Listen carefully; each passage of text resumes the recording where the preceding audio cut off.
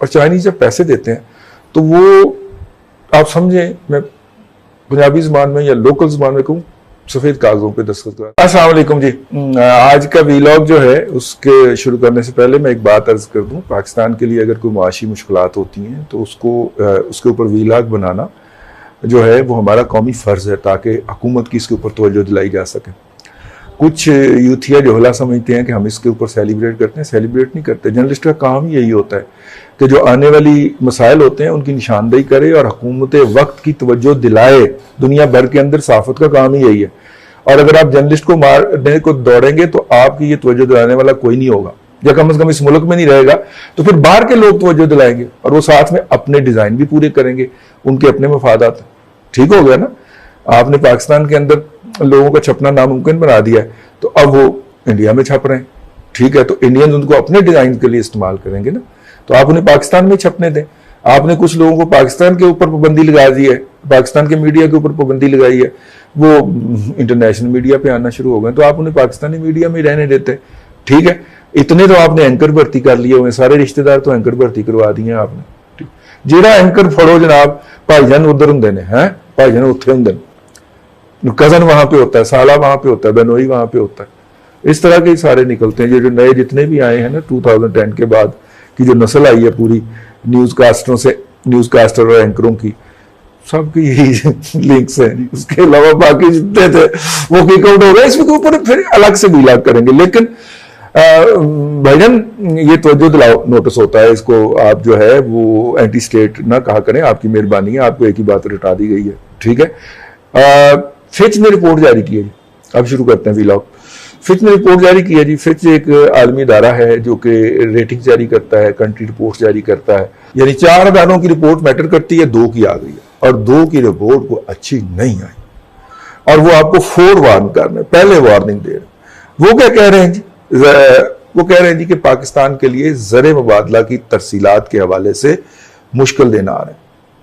ठीक है, और उसकी वजूहात क्या बताते हैं? वो कहते हैं जी पाकिस्तान का जो मेजर डायस्पोरा है ओवरसीज पाकिस्तानीज का, वो तो यूएई में, ठीक हो गया, और वहां से ज्यादा पैसे आते हैं।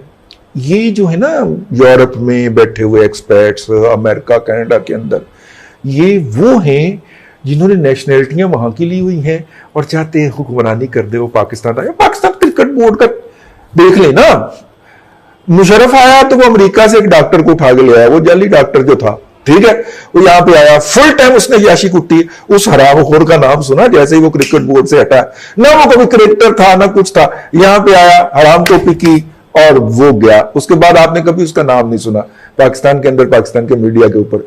आजकल एक और भी गुमनाम शख्स जो है ऑस्ट्रेलिया से उठा के ले आए इमरान खान साहब, और उसको यहाँ पे लगाया हुआ है। अब खैर इसके होते हुए भी हमने इसका नाम नहीं सुना, लेकिन जब ये चला जाएगा यहां से हराम टोपी करके, खा के, हराम लूट मार करके, अदारे तबाह करके, आप फिर कभी इसका नाम नहीं सुनेंगे। ये हमेशा मार्शल लॉ के दौर में होता है।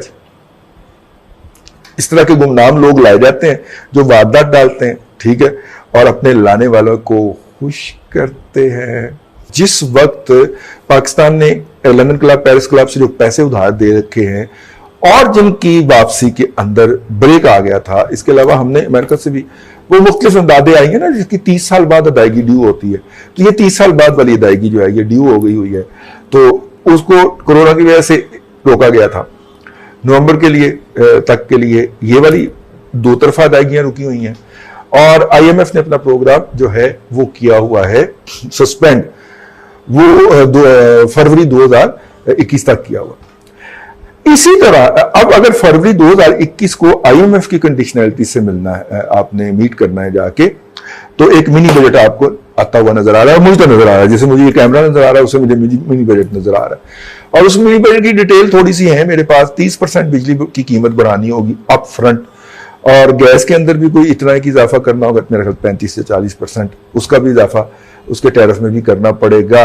तो पहले वाली तब्दीली जो है आपके वो नहीं हुई होगी अभी हजम, आपको नई तब्दीली जो है वो फराहम की जाएगी। तो अगर मिनी बजट आना है, और मिनी बजट आ रहा है, और मिनी बजट इसलिए आ रहा है कि IMF का प्रोग्राम जो है वो फरवरी 2021 में बहाल हो रहा है।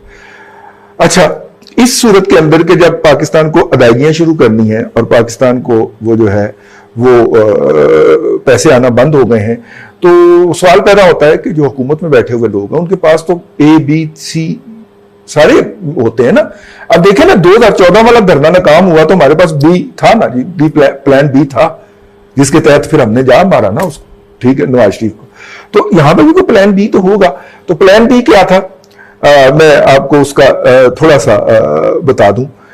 प्लान बी ये था कि सबसे पहले था, मैंने नोट्स लिया हुआ, हाँ, प्लान बी ये था कि समुद्र में से गैस निकल आएगी। प्लान बी था, गैस तो लीक हो गई। और आपको पता है कि अगर कहीं पे बैठे हुए महफिल में गैस लीक हो जाए तो बंदे का क्या हाल होता है, वही हाल हुकूमत का हुआ। वो मान नहीं रही, वो मुख्तारिया मान ही नहीं हुकूमत, लेकिन हाल वही हो रहा है।